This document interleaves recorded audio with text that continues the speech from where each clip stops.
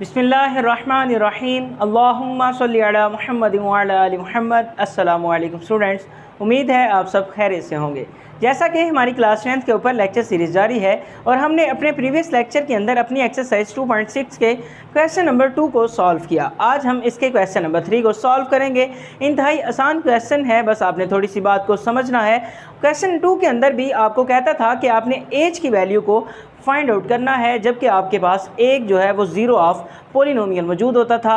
मैंने आपको बताया कि जब भी अगर कहे कि आपके पास ज़ीरो ऑफ पोलिनोमियल मौजूद है तो आपने क्या करना होता था, उसका जो रिमाइंडर निकलता था उसको आपने इक्वल टू ज़ीरो रखना होता था। इसी तरह जब भी आपको किसी भी एलिमेंट की वैल्यू को फाइंड आउट करने के लिए कहे, किसी भी वेरिएबल की वैल्यू को फाइंड आउट करने के लिए कहे, तब हमेशा आपने क्या करना है, उसके जो फैक्टर्स होंगे उसको हमेशा आपने ज़ीरो ऑफ पोलिनोमियल का नाम देना है और जो उसका रिमाइंडर आएगा उसको आपने इक्वल टू ज़ीरो रखना है। अगर तो आपके पास एक वेरिएबल फाइंड करने के लिए कहेगा तो आपके पास जो रिमाइंडर आएगा उसी को यूज़ करते हुए आप उसकी वैल्यू को फाइंड आउट कर लेंगे। और अगर आपके पास दो वेरिएबल्स की वैल्यू को फाइंड आउट करने के लिए कहेगा तो फिर आपके पास उसने फैक्टर्स भी दो दिए होंगे या ज़ीरो ऑफ पोलिनोमियल भी आपको दो दिए होंगे। आप दोनों को बारी बारी यूज़ करते हुए बाय सिंथेटिक डिवीजन अलग-अलग रिमाइंडर्स फाइंड आउट करेंगे, जिनसे दो इक्वेशंस बनेंगी और उनको यूज़ करते हुए आपने उन दो वेरिएबल्स की वैल्यूज़ को फाइंड आउट करना होगा। सेम उसी तरह इस क्वेश्चन के अंदर भी कहता है कि आपने एल और एम की वैल्यूज़ को फाइंड आउट करना है और दो ही उसने हमें फैक्टर्स दिए हैं। जो दो फैक्टर्स हैं उन दोनों को आप वन बाय वन यूज़ करेंगे बाय सिंथेटिक डिवीजन और वन बाय वन दोनों की एक एक इक्वेशंस आपके पास बनेंगी। उन दोनों इक्वेशंस को आपने कंपेयर करते हुए एल और एम की वैल्यूज़ को फाइंड आउट करना है। क्वेश्चन करते हैं, इंशाल्लाह आपको मज़ीद समझ इसकी आ जाएगी। हमारे पास क्वेश्चन है, कहते हैं find value of M and L. M और एल की वैल्यू को आपने फाइंड आउट करना है, जबकि फैक्टर्स हैं आपके पास x+3 और x-2 हैं और आपके पास जो पोलिनोमियल फॉर्म है वो आपके पास ये मौजूद है। मैंने आपको बताया कि जब भी आपके पास किसी की वैल्यू को फाइंड आउट करना होगा तो जो आपके पास फैक्टर्स मौजूद होंगे तो आप उनको क्या कहेंगे कि वो ज़ीरो ऑफ पोलिनोमियल है। क्यों कहेंगे? ताकि जो ज़ीरो ऑफ पोलिनोमियल होता है हमें पता है कि उसके अंदर रिमाइंडर ऑलवेज ज़ीरो होता है, तो जो हमारा रिमाइंडर आया करेगा हम उसको इक्वल टू ज़ीरो रख दिया करेंगे, फिर हम वैल्यूज़ को फाइंड आउट करेंगे। सेम उसी तरह हमारे पास दो फैक्टर्स हैं, एक फैक्टर हमारे पास मौजूद है x+3 और एक फैक्टर हमारे पास मौजूद है x-2। लेकिन मैंने बताया कि आपके पास ज़ीरो ऑफ पोलिनोमियल कौन सी वैल्यू होती है? ए की वैल्यू, और ए की वैल्यू को फाइंड आउट करना मैंने आपको बताया था कि आप यहाँ से क्या करते हैं, x की वैल्यू को फाइंड आउट करते हैं, इक्वल टू ज़ीरो रखें तो x की वैल्यू आपके पास क्या आ जाएगी, +3 है, इक्वल के दूसरी तरफ जाके -3। सेम इसी तरह अगर इसको भी इक्वल टू ज़ीरो रखें तो ये माइनस का है, इक्वल के दूसरी तरफ जाके +2 हो जाएगा। मैंने आपको बताया कि जो आपकी x की वैल्यू आती है वही आपकी a की वैल्यू होती है या ज़ीरो ऑफ पोलिनोमियल होता है। इसका मतलब आपके पास दो वैल्यूज़ आई हैं, एक वैल्यू आपके पास -3 आई है और एक वैल्यू आपके पास 2 है। इसका मतलब आप कहेंगे -3 and 2 are the zero of polynomial. जब स्टार्ट करेंगे, अब करते हैं, हमारे पास सबसे पहले हमने बताना होता है कि हमारे पास पोलिनोमियल फॉर्म जो है उसको हम p ऑफ x की फॉर्म के अंदर लिखते हैं। हमने सबसे पहले लिख दिया p of x is equal to हमारे पास x³ + 4x² + 2lx + m। ये हमारे पास एक पोलिनोमियल फॉर्म है। उसके बाद हमने क्या करना होता था, इसके फैक्टर्स को लिखना होता था या हम इसकी a की वैल्यू को लिखते थे या ज़ीरो ऑफ पोलिनोमियल भी उसको कहते हैं। तो हमने फैक्टर्स बनाए, वो हमारे पास कौन कौन से हैं, -3 और 2। हमने लिख दिया -3 and 2 are zero of polynomial, p of x कह लें, पोलिनोमियल इसको कहते हैं। अब आपने क्या करना है, इस पोलिनोमियल फॉर्म को यूज़ करना है, वन बाय वन इन दोनों फैक्टर्स को आपने यूज़ करना है। पहले आप -3 को यूज़ करते हुए इसकी एक इक्वेशन को फाइंड आउट करेंगे जो कि आपका रिमाइंडर होगा, फिर इसको यूज़ करते हुए आप दोबारा इक्वेशन फाइंड आउट करेंगे। जब आपने किसी की वैल्यू को फाइंड करना होता है तो आप इन दोनों को अलग-अलग यूज़ करते हैं। अगर आपको जस्ट कहे कि आपने सॉल्व करना है तो आप फिर इन दोनों वैल्यूज़ को, आप जो फैक्टर्स हैं आप उनको इकट्ठे ही यूज़ कर देते हैं। लेकिन यहाँ पे हमने m और l की वैल्यूज़ को फाइंड आउट करना है तो इसलिए हम इनको अलग-अलग यूज़ करेंगे। हम लिख सकते हैं यहाँ पे by using a is equal to -3। पहले आप -3 को यूज़ करते हुए आपने क्या किया, यहाँ से आपके पास दो लाइंस आपने ड्रॉ की, इनके आपने कोफिशिएंट्स को लिख दिया। इसका कोफिशिएंट आपके पास 1, इसका कोफिशिएंट आपके पास 4 है, उसके बाद x वाली का कोफिशिएंट आपके पास 12 है, उसके बाद m का कोफिशिएंट आपके पास m ही है। कांस्टेंट टर्म आपकी एज इट इज़ आ जाती है और ये आपने वैल्यूज़ फाइंड आउट करनी है और ये आपकी यहाँ पे लिखी जाएंगी। ऐसा नहीं कि m के साथ 1 मौजूद है तो 1 लिख देंगे, बल्कि हमने x cube, x square, x वाली वैल्यूज़ के कोफिशिएंट्स को देखना होता है। अब हमने किसके अकॉर्डिंग यूज़ करें, -3 लिख दिया।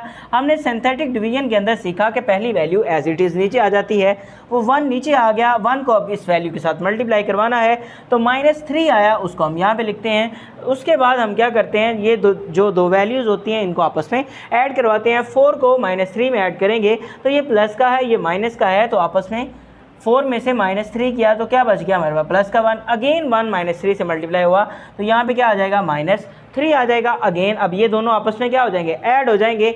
यहाँ तो आप लिख सकते हैं 2l -3 ही लिख सकते हैं, यहाँ आप -3 + 2l भी लिख सकते हैं, कोई फ़र्क नहीं पड़ेगा। आपने लिख लिया 2l, क्योंकि आपने लिखना था 2l प्लस इंटू -3 और माइनस प्लस क्या हो जाना था दोबारा माइनस, तो यही फॉर्म बन जानी थी, तो आपने लिख लिया 2l -3। अब लास्ट वैल्यू है तो लास्ट वैल्यू आपका क्या होता है, रिमाइंडर। अब रिमाइंडर आपने लिखना है 2l -3 को अगेन -3 से मल्टीप्लाई करवाया।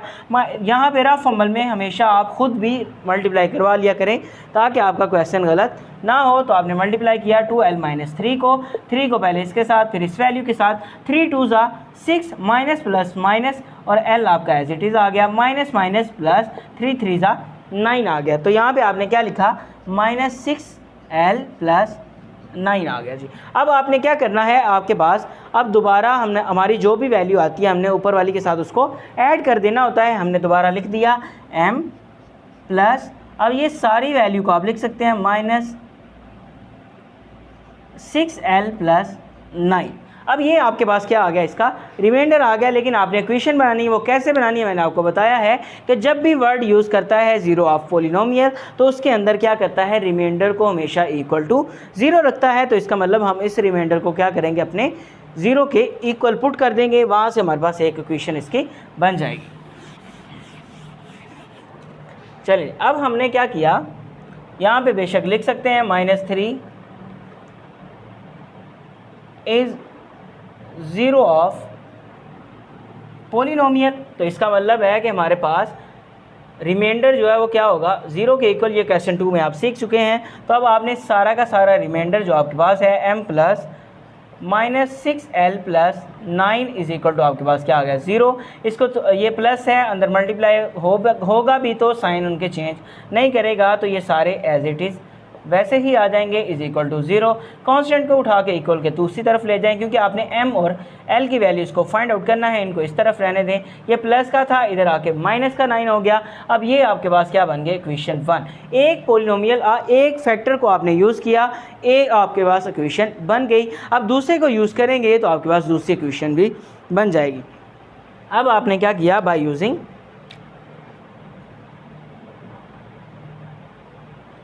a इज़ इक्वल टू आपके पास 2 है, दूसरे फैक्टर को यूज़ करना है। अगेन आपने ये सारे कोफिशिएंट्स को उसी तरह लिख लेना है। आपके पास कोफिशिएंट्स हैं 1 4 है, 2l है और आपके पास m है। अब आपने मल्टीप्लाई करना है, डिवाइड करना है 2 के साथ। पहला एलिमेंट एज इट इज़ नीचे आ गया, 2 1 ज़ा 2, 4 + 2 आपके पास 6, 6 को 2 से मल्टीप्लाई किया तो 12। अब 12 को ऊपर ऐड कर देंगे तो 2l + 12 आ गया। अगेन आपने 2 के साथ इस साइड टर्म को मल्टीप्लाई किया तो 2 2 ज़ा 4l + 12 2 ज़ा 24 आ गया जी। अब हमारे पास इन दोनों को हमने क्या करना है, दोबारा ऐड कर देना है। तो ऐड कर दें, हमारे पास क्या बन जाएगा, m + 4l + 24 आ गया जी। अब ये दूसरी वैल्यू का हमारे पास क्या आ गया, रिमाइंडर आ गया। अगेन आपने उसी तरह लिखना है कि 2 इज़ द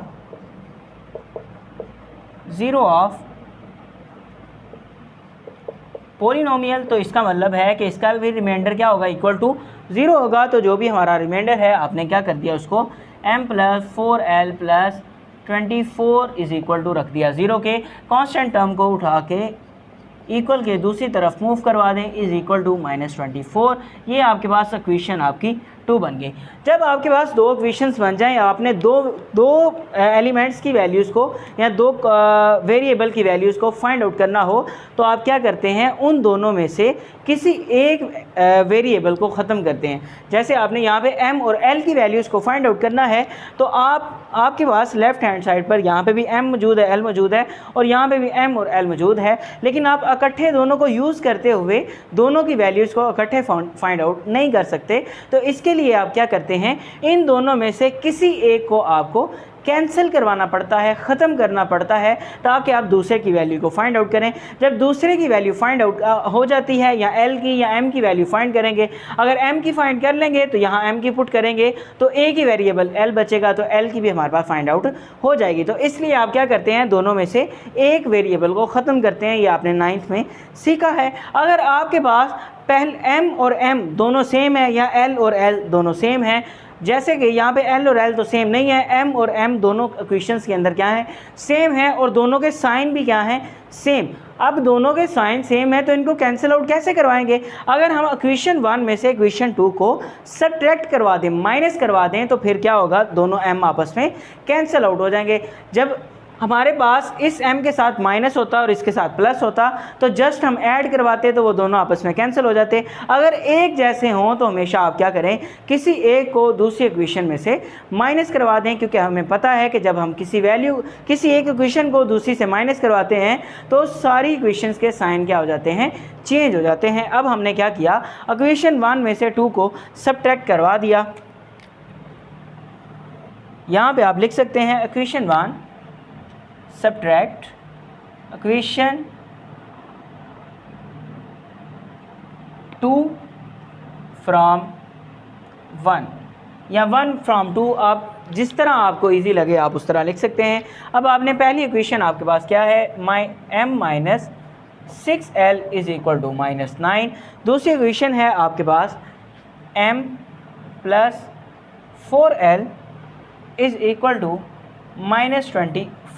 अब हम इसको क्या करवा रहे हैं, सब्ट्रैक्ट करवा रहे हैं, तो नीचे वाली सारी इक्वेशन के साइन क्या हो जाएंगे, चेंज हो जाएंगे। यहाँ पे माइनस, यहाँ पे प्लस है, यहाँ पे भी माइनस, यहाँ पे माइनस है तो यहाँ पे प्लस। अब देखें ये प्लस का m है, ये माइनस का है, ये आपस में क्या हो गए, कैंसिल आउट। ये माइनस का 6l, ये प्लस माइनस का ये भी 4l है, तो दोनों आपस में ऐड हो जाएंगे, तो माइनस का 10l बन जाएगा, इक्वल टू ये माइनस का 9 है, ये प्लस का 24 है। इसका मतलब 24 में से -9 किया तो आपके पास क्या आ जाएगा, यहाँ पे प्लस का 15 आ जाएगा, क्योंकि बड़ी वैल्यू का साइन पॉजिटिव है। अब आप यहाँ से आप देखेंगे कि आपके पास सिर्फ एक ही वेरिएबल है जो इस इक्वेशन में मौजूद है, वो l है। अब आप l की वैल्यू को इजीली फाइंड कर सकते हैं। l को इधर रहने दें, बाकी दूसरी वैल्यू को उठा के उस तरफ ले जाएँ। ये मल्टीप्लाई हो रहा है, इधर आके डिवाइड हो जाएगा 15/10।